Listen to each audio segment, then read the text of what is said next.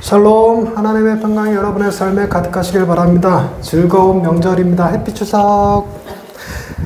모두가 즐겁고 행복한 시간 되실 수 있었으면 좋겠습니다. 오늘 우리가 읽은 본문 말씀에 아주 중요한 이미지 하나가 등장합니다. 그것은 바로 겨자씨 한 알이라고 하는 이미지입니다. 우리의 믿음이 그 겨자씨 한 알만큼만 있어도 엄청난 일을 할 거라는 거예요. 상상만 해도 대단하죠. 나무를 뽑아서 바다에 심겨라, 산을 들어서 옮겨라 하는 것들이 뭐 대단한 믿음 갖고 되는 것이 아니라 겨자씨 한 알 정도의 믿음, 그러니까 굉장히 작은 믿음으로도 그것만 있으면 할 수 있다, 그런 얘기가 됩니다. 그런데 겨자씨 한 알이 주는 이미지라는 게 있습니다. 여러분, 겨자씨 한 알의 크기가 쌀알의 5분의 1 크기거든요. 근데 쌀알의 5분의 1 크기도 제가 생각하기엔 좀 큰 거 아닌가 싶어요. 겨자씨를 보면, 겨자씨를 제 손바닥에 이렇게 놓고 이제 눈이 침침해서 안 보여요. 겨자씨가 있나 없나. 제 손등에 점이 있는데요, 이거보다 더 작은 게 겨자씨예요. 게다가 색깔도 약간 노릇끼리 해갖고 진짜 손등에 올려놓으면 있는지 없는지 모를 정도입니다. 근데 그 겨자씨 한 알이라는 것이요, 여러분, 만약에 그 겨자씨 한 알이 제 주머니 속에 들어있다면, 제 주머니에 양복 주머니에 들어있으면 제 양복에는 겨자씨가 있는 겁니까 없는 겁니까? 있는 겁니까 없는 겁니까? 있는 거죠, 있는 거죠. 근데 증명할 길이 없어. 어디든지 찾을 수가 없어요. 그 보여달라고 그러면 보여줄 수가 없습니다. 여러분, 이 교회 안에 겨자씨 한 알이 똑 떨어져 있으면, 여러분, 이 교회 안에는 겨자씨가 있는 겁니까 없는 겁니까? 있는 거예요. 그런데 증명할 길은 없습니다. 그 찾아서 보여줄 수가 없어요. 그 뭔가 의심하는 사람 같으면 제가 겨자씨 하나를 여기다 똑 떨어뜨리는 걸 영상으로 찍어갖고 보존한 다음에 그거 보여주면서 어딘가에는 있어, 이렇게 얘기할 수도 있을 것 같거든요. 근데 그런 게 아니라면, 여러분, 여기에 겨자씨가 한 알이 있다라는 것은 무엇으로 여러분은 믿을 수 있을까요? 그 근거가 무엇일까요? 이게 겨자씨 한 알의 이미지입니다. 말을 너무 빨리 해갖고 못 알아들었을 수도 있어요. 여러분, 여기에 겨자씨 한 알이 있다는 걸 봐서 믿으시겠습니까? 아니잖아요. 그 증거를 찾아서 믿으시겠습니까? 아니잖아요. 여기에 겨자씨 한 알이 있다는 건 오로지 뭐에 근거해서만 믿을 수 있는 얘기입니까? 저의 이야기를 통해서만 믿을 수 있어요. 여러분이 저를 신뢰하고 저를 믿을 수 있다면 여기에 겨자씨 한 알이 있다라는 말을 믿는 겁니다. 그래서 우리 교회에 겨자씨 한 알이 있어, 이렇게 얘기한다는 거죠. 여러분, 겨자씨 한 알의 믿음은 우리가 증명할 수 있는 것이 아닙니다. 우리가 보여줄 수 있는 것이 아닙니다. 그 겨자씨 한 알을 내가 꺼내서 이렇게 여기 겨자씨 있어 이렇게 보여줄 수 있는 것도 아니에요. 그 겨자씨 한 알의 믿음은 오로지 누구에 의해서만 증명되는 거냐면, 내게 그 믿음을 허락하신 주님에 의해서만 증명되는 믿음이라는 사실이 굉장히 중요합니다. 그래서 우리는 우리의 믿음이 얼마나 크냐, 작냐, 강하냐, 약하냐 하는 것이 중요하지 않습니다. 믿음이란 항상 무엇이 제일 중요하냐면 있냐, 없냐만 중요해요. 다시 한번, 믿음이란 크고 작냐, 강하냐, 약하냐가 중요하지 않습니다. 믿음은 오로지 한 가지만 중요해요. 뭐만 중요하다? 있냐, 없냐만 중요합니다. 있냐, 없냐, 좀 더 유식하게 유무만 중요합니다. 유무만. 근데 그나마도 무엇으로 증명할 수 있는 것이냐? 주님의 말씀으로만 증명할 수 있는 거예요. 주님의 말씀으로만 내게 믿음이 있다, 없다 말할 수 있는 겁니다. 여러분, 내가 믿음이 있다고 생각해서 겨자씨 한 알이 아니라 너무너무 큰 믿음이 있어서 병든 자 고쳐내고 죽은 자 살려내고 할지라도 주님이 주신 믿음이 아니면 주님이 우리에게 뭐라고 할 것이냐면, 내가 너희를 도무지 알지 못하노니 내게서 떠나가라 하실 거라는 겁니다. 그러니 얼마나 큰 믿음을 가졌느냐가 중요한 것이 아니라, 내 믿음을 내가 보증하는 것이 아니라 누가 보증해야 된다? 주님이 보증해야죠. 주님이 보증하시면 내게는 병든 자 고치는 능력 없고, 뽕나무 뿌리를 뽑아버릴 능력도 없고, 산을 옮길 만한 능력이 없고, 독약을 마시면 그대로 죽을 수밖에 없는 그런 믿음을 가지고 불 가운데 지나가면 화상 있고 물 가운데 들어가면 익사하고, 그럴지라도 여러분, 내게는 무엇이 있는 거예요? 믿음이 있는 것입니다. 그게 겨자씨 한 알이에요. 그러니 겨자씨 한 알의 믿음은 우리 안에 내게 겨자씨가 있는지를 들여다보는 게 중요하지 않습니다. 겨자씨 한 알이 주는 이미지, 그거는 내가 내 믿음을 증명하겠다는 것이 아니라 내게 믿음을 허락하신 주님을 주라 고백할 수 있고 하나님을 아버지라 부를 수 있게 하신 그 주님 바라보는 것이 중요합니다. 그게 믿음이라는 거예요. 그런데 이 믿음을 제자들이 주님한테 부탁을 해요. 사도들이 주님께 여짜오되 우리에게 믿음을 더하소서 이렇게 얘기합니다. 믿음을 더하소서. 여러분, 이 믿음을 더해달라고 말한 데는 뭔가 배경이 있을 것 같지 않습니까? 뭐 뜬금없이 주님 우리에게 믿음을 더하여 주옵소서. 근데 우리가 만약에 주님한테 믿음을 더하여 주옵소서 이러면 대체로 우리 안에 욕심이 있어서 그 믿음으로 우리 자녀들 병 고치고 싶고, 그 믿음으로 사업을 일으키고 싶고, 저 같은 경우는 그 믿음으로 우리 교회를 부흥시키고 싶습니다. 굉장히 우리의 믿음은 주님 앞에 요구할 땐 우리의 욕심하고 너무 깊이 연결되어 있어서 우리의 욕심에 의한 요구일 가능성이 굉장히 커요. 우리가 믿음으로 구하는 게 아니라 욕심으로 구한다는 말이 바로 그와 같거든요. 그런데요, 주님은 이 사도들이 주님에게 구할 때는 이런 것과 조금 결이 다르더라고요. 무엇이었냐면 4절 말씀 보십시다. 바로 전절입니다. 4절. 만일 하루에 7번이라도 내게 죄를 짓고 7번 내게 돌아와 내가 회개하노라 하거든 너는 용서하라. 7번 죄 짓고 와서 또 7번 잘못했다 그러는데 그걸 또 용서하라는 게 주님의 명령입니다. 당시의 사람들은 한 번 용서하는 것도 대단한 일이라고 그랬어요. 한 번 용서하는 것도 대단한 일. 우리는 실제로 한 번조차도 용서를 잘 못하고 살아갑니다. 그러나 한 번 용서하는 것도 대단한데 랍비들은요 보통 3번 얘기해요. 3번. 랍비들은 3번 정도 용서하라고 그럽니다. 그런데 3번보다 더한 게 3번을 한 사이클로 한 번 더 하는 거예요. 3번을 한 사이클로 한 번 더 해. 그러니까 랍비들은 3번 용서하라고 하는데 6번 거기다가 뭔가 티나잖아요. 3번에다 3번을 더 해갖고 이렇게 했다는 3번씩 2번 용서했다 그러면 뭔가 인위적인 것 같으니까 여기다 하나 덧붙여서 이거 안 펴지는구나. 하나 더 붙여서 하나 더 붙여서 7번 용서하라. 이거 거의 불가능에 가까운 얘기. 7번 용서한다는 건 여러분 주님이 우리에게 7번 용서하라니까 우리도 뭐 7번 정도 용서할 수 있겠지. 그게요 기한이 1년이 아니고 한 달이 아니고 하루입니다. 하루에 내게 7번 잘못하는 애 용서 못해요. 어제 유튜브 이렇게 보는데 쇼츠에 그게 나오더라고요.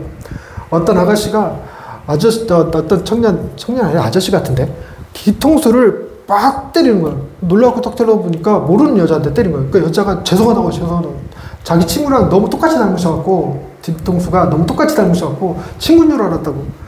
그래서 얘 조심하세요 그러고 한번 용서했어요. 그 다음날 또 와서 때리는 거예요. 그러니까 딱 들어오는데 그 여자 어제 때린 여자. 그러니까 화가 나잖아요. 나 당신 친구 아니라고요. 죄송해요. 너무 닮으셔갖고요. 그 다음날도 셋째 날 또 때리는 거예요. 딱 때리니까 이 남자가 너무 화가 나갖고 그 사람 사진 찍어서부터 보내라 그래요. 내 뒤통수하고 정말로 닮았는지 한번 봅시다. 꼭 보내달라 그래요. 그럼 당신 앞으로 그 친구 만날 때나 절대로 뒤통수 먼저 치지 말고 이름부터 부르세요. 이름부터 붙으세요. 하루에 3번이 아니고 매일 한 번씩 그러고 있었다고요. 용서할 수 있을 것 같습니까? 넷째 날 역시 마찬가지로 이 여자가 이 남자 뒤통수 딱 때리는 걸 때리기 직전에 남자가 돌아서서 팔부터 딱 잡아요. 그 다음 이야기는 상상에 맡겨야 되나? 그 사람이 그 여자를 딱 포옹을 하고 이렇게 뭔가 이렇게 해요. 하더니 내 여자친구인 줄 알았어요? 이래버리는 거예요. 너무 닮아갖고. 그랬더니 그 여자가 그러는 거예요. 그럼 지금부터 여자친구 하면 되죠. 여러분 이 남자는 그 여자를 왜 용서했을까요?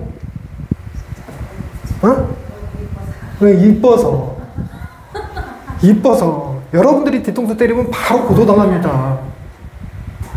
우리가 이쁘다는 전제 하에 하루에 한 번씩 3번 정도 3일이나 정도는 용서할 수 있지만 아무리 얼굴이 예뻐도 하루에 7번 뒤통수를 때린다?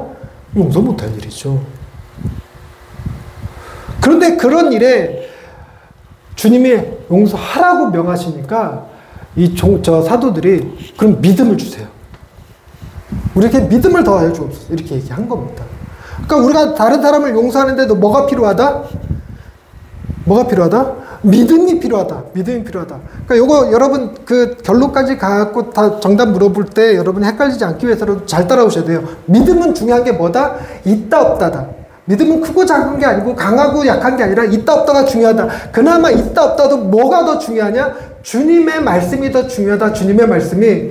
그러니까 우리는 사도들이 믿음을 구할 때 어떤 믿음을 구했냐면 뭐 복받고 사업 잘 되고가 아니라 다른 이들을 용서하는 데 믿음이 필요하다는 것에 믿음을 달라고 그랬을 뿐입니다. 근데 그 믿음도 역시 주님 바라보는 게 답이에요.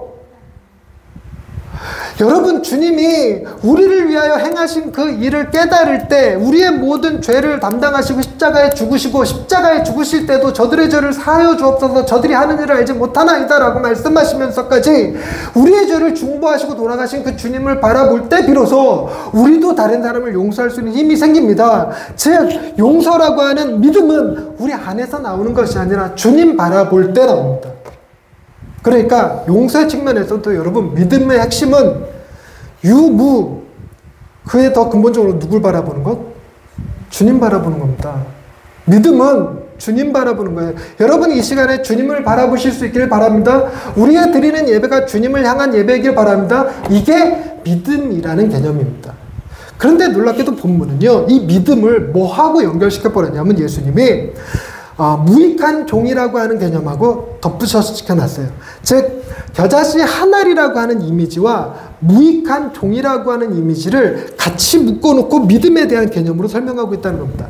그러니까 여러분 어떤 믿음의 특징을 생각할 때 그 믿음에는 무엇이 필요한 거냐면 무익한 종이라고 고백하는 일이 필요하다는 사실입니다. 그러니까 밭에 나가서 일하고 돌아와서 주인이 상 차려 그랬으니까 상 차리고 난 다음에 주인이 종한테 고맙다고 인사하겠느냐? 상 차리고 난 다음에도 종은 뭐라고 대답해야 되냐? 나는 무익한 종입니다 라고 대답해야 한다는 겁니다.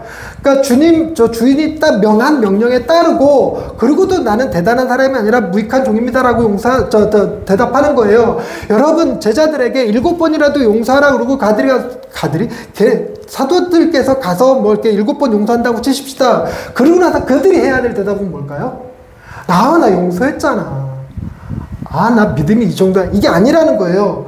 뭐라고 대답해야 된다? 나는 무익한 종입니다 라고 대답해야 된다는 겁니다. 그래서 믿음에는 뭐가 필요한 거냐면 겸손이 필요하다는 겁니다.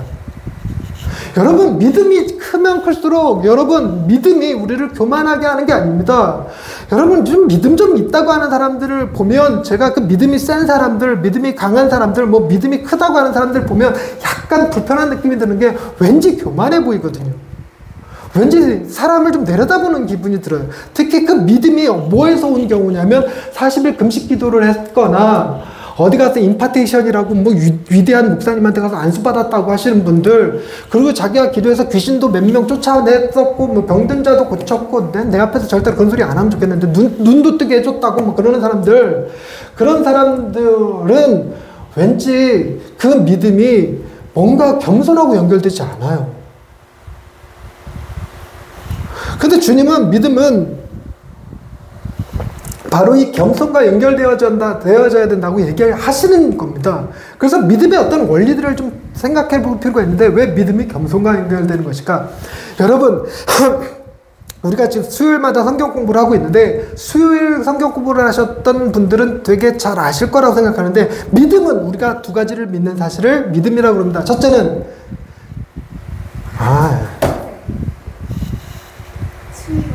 칭의와 양자입니다. 칭의를 믿고 양자를 믿는 걸 그럼 믿음이라고 그래요. 여러분 믿음은 칭의, 나를 의롭다 하신 사실을 믿는 것과 나를 자녀 삼으셨다는 사실을 믿는 걸 믿음이라고 그럽니다. 즉 내가 귀신 쫓아내고 병든 자 고치고 바다를 잔잔케 하는 걸 믿음이라는 것이 아니라, 그것은 정확히 말하면 믿음이 아니라 디나미스, 권능이라고 불려지는 성령의 능력에 해당되는 부분이고, 믿음, 페이스는 뭐에 대한 얘기냐면 우리를 의롭다 하셨다는 사실, 그리고 나를 자녀 삼아주셨다고 하는 사실을 믿는 겁니다. 그런데 여러분 그 이면에 담긴 의미가 뭐냐면, 여러분 왜 주님이 나를 의롭다고 하실까요? 내게 의가 있기 때문에 의롭다고 하실까요? 의가 없기 때문에 의롭다고 하는 걸까요? 의가 없기 때문에 의롭다고 하는 걸 칭이라고 그래요. 의가 있어서 의롭다고 하는 것은 칭이라고 하지 않습니다. 그럼 인정이라고 할래나요? 칭의는 의가 없는 사람에게 의롭다고 여겨주는 것, 법적 선언, 그것을 칭의라고 합니다. 그래서 우리는 우리의 죄에도 불구하고 우리의 연약함에도 불구하고 주님이 우리를 의롭다고 하신 사건을 믿는 것, 그것이 믿음의 출발입니다.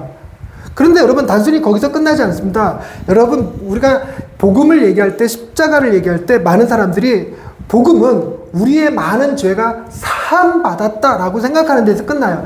사함받은 데서 끝나는 것이 아니라 사함받은 우리가 양자 하나님의 자녀가 되었다는 사실까지 받아들이는 것, 그것이 믿음이라는 겁니다. 마치 뭐와 같냐면요, 법원에 가서 빚이 잔뜩 있는데 그 빚을 누군가가 대신 갚아줬어요. 갚아줬는데 그걸로 끝나는 것이 아니라 대신 갚아준 그 사람이 자신의 어마어마한 재산을 내게 상속시켜준 것. 그래서 내가 가지고 있던 빚이 싹 없어지는 정도가 아니라 내게 어마어마한 재산이 생기는 것. 그걸 믿음이라고 그럽니다. 근데 여기에 반드시 중요한 건 뭐냐면 내 빚이 없어지는 것도, 내가 갑자기 많은 재산이 생기는 것도 내게서 원인을 찾을 수 없어야 됩니다. 내가 그 일에 기여한 바가 아무것도 없을 때 그걸 믿음이라고 해요. 달리 얘기해서 내가 의롭다 되는 것, 내가 양자를 받는 것은 전적인 하나님의 은혜로 주어질 때 가능한 얘기입니다. 우리는 뭐조차도 못할 존재냐면, 밭에 나가서 일하고 난 다음에 주인의 상을 차려주고 난 다음에 주인에게 칭찬받는 것도 기대해서는 안 되는 종들입니다. 우린 그런 무익한 종들이에요. 그런 우리가 무슨 의미로, 무슨 자격으로 하나님의 아들이 되는 권세를 누릴 수 있습니까? 우리는 못합니다. 그렇기 때문에 내가 의롭다함을 받았고 내가 하나님의 자녀가 되었다는 사실을 기억하는 것, 그것은 내가 얼마나 죄인인가 또한 기억하는 것입니다. 그래서 여러분 항상 칭의를 기억하셔야 되는데, 칭의를 기억하실 때 두 가지 상황이 있어요. 첫째는 내가 죄를 지었을 때, 그 죄가 나를 무너뜨리려고 할 때, 니가 이게 무슨 목사야라는 말을 들을 때, 니가 무슨 하나님의 자녀야라고 말을 들을 때, 그때 우리에게 필요한 믿음, 내가 내 행위로 구원받는 것이 아니라 나를 의롭다 하신 주님의 은혜로 구원받습니다라고 하는 고백, 그게 칭의입니다. 그런데 동시에 뭐도 칭의가 필요하냐면, 내가 뜨겁게 기도하고 뜨겁게 주님을 찬양하고 대포로 막 외국인들 전도하고 막 다른 애들 순장 세우고 막 그 아프리카로 선교여행 떠나고, 그래서 사람들이 볼 때 야, 넌 참 대단한 믿음의 소유자구나, 너는 하나님이 큰 상을 줄 거야 라고 말할 때에도 그때 필요한 건 뭐다? 그걸로 나는 의롭다함을 얻지 못합니다. 나는 오직 칭의로 의롭다함을 얻습니다. 칭의. 나의 죄하고도 상관없고 나의 의하고도 상관없이 오로지 주님이 주신 것으로만 칭의해요. 믿음의 기본은 주님이 주셨다고 하는 개념, 겨자씨 하나를 주셨다는 개념이지만 칭의도 마찬가지입니다. 하나님께서 우리를 양자로 삼으실 때도 마찬가지였습니다. 하나님이 자녀를 삼으실 때에도 내게 무슨 자격이 있기 때문이 아니었습니다. 무엇을 기대했기 때문도 아닙니다. 오로지 하나님 그분의 주권적인 은혜와 사랑으로 우리를 자녀 삼아 주셨음을 믿으실 수 있기를 바랍니다. 이제 말씀을 결론으로 가려고 그래요. 여러분에겐 겨자씨 한 알의 믿음이 있습니까? 없습니까? 겨자씨 한 알이 아니면 없어요. 없다는 거 우리 쉽게 증명할 수 있습니다. 당장 나가서 나무에다 대고 멸어봐야 되나? 우리는 겨자씨 한 알의 믿음이 없어요. 그러니까 믿음이 있는지도 모르겠어요. 그냥 나에게 믿음이 있다고 주님이 말씀하시니까 그러려니 하는 거예요. 그냥 여러분은. 여러분의 믿음을 절대로 증명하려고 하지 마세요. 어디 가서 여러분의 믿음을 테스트하지도 마세요. 그냥 주님이 있다고 하니까 그러려냐고 믿고 사세요. 그런데 우리가 믿음으로 구원받는다? 그 구원에 이르게 할 만한 믿음이 우리에게 없었습니다. 그래서 주님이 하시는 말씀의 워딩, 의미를 생각해 보세요. 너희에게 겨자씨 한 알만이라도 있었다면 이 얘기는 그마저 있다는 얘기예요? 없다는 얘기예요? 없다는 얘기예요. 주님은 그 겨자씨 한 알만큼의 믿음도 없는 저와 여러분을 위하여 십자가에 대신 죽으신 분이세요. 그래서 우리가 믿음으로 구원 얻는 게 아니라 그분이 지신 십자가로 구원을 얻게 하신 겁니다. 우리에게는 구원 얻을 만한 믿음이 없기 때문에 주님이 우리를 대신하여 구원의 길을 열어주신 거예요. 그러니까 우리는 우리가 자랑할 만한 건 아무것도 없는 겁니다. 오로지 구원은 주님께서 우리에게 베푸신 일입니다. 또 하나 놀라운 것이 여러분, 무익한 종이라고 하는 고백을 내가 해야 됩니까? 주님이 하셔야 됩니까? 내가 해야 되는 거예요. 그러나 우리는 하지 않습니다. 우리는 이렇게까지 하지 않는데 우리는 자꾸만 내가 무엇인가를 하면 그것에 대한 정당한 대가를 원하는 사람들이에요. 하나님, 내가 기도를 40일 했으니까 은혜 주셔야 됩니다. 하나님, 내가 전도를 몇 명 했으니까 하늘에 상급 주셔야 됩니다. 내가 주일을 빼먹지 않냐고, 특히나 내일이 추석인데도 예배 빠지지 않고 이렇게 예배 드리고, 이거 주님 내게 은혜 주셔야 됩니다. 자그마치 필리핀에서 여기까지 날아와갖고 너무너무 피곤한데도 불구하고 내가 졸지언정 예배는 빠지지 않겠다고, 졸고 있는 거 아니지? 졸지라도 예배는 빠지지 않겠다고 참여하고 있으니 하나님 내게 은혜 주셔야 됩니다. 이건 우리가 늘 그래요. 우리는 무익한 종이라고 고백하지 못합니다. 그런데 이 고백을 누가 하셨는가? 예수님이 하셨어요. 예수님이 종인 우리의 발을 씻어주시고 종인 우리의 죄를 대신해 십자가 달려 죽으시고 우리를 종이 아니라 무익한 종이 아니라 당신이 있으셨던 그 자리, 하나님의 아들의 자리로 우리를 보내주셨어요. 그러니 우리는 우리의 겨자씨 하나, 무익한 종 이런 거 전혀 우리에게 없음에도 불구하고 놀랍게도 주님이 우리를 대신하여 두 가지를 모두 다 담당하시고 우리에게는 하나님의 자녀가 되는 복을, 의롭다 하심을, 양자되는 복을 주셨습니다. 그러니 우리는 결코 우리에게서 그 어떤 의미를 찾으려 하지 말고 나는 죄인입니다. 그러나 그런 나를 하나님의 자녀 삼아주신 주님이 있어서 나는 만족합니다. 이런 고백으로 사실 수 있어야 돼요. 그래서 믿음은 내게 있는 게 아니라 주님께 있습니다. 주님이 여러분의 믿음이 되시는 줄을 믿으시기 바랍니다. 주님이 바로 그렇게 저희의 믿음이 되어 주셨습니다. 하나님,